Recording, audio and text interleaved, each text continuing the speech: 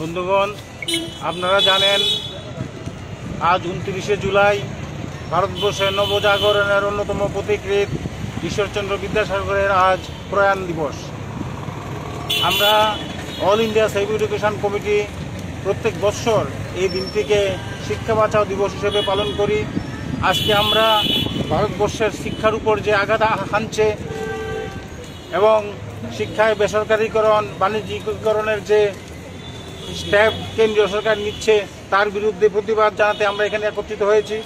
আমরা এখানে 4 দফা দাবিতে সম্বলিত একটি স্মারকলিপি আমরা উচ্চশিক্ষা এবং এলিমেন্টারি এডুকেশনের কাছে দেব।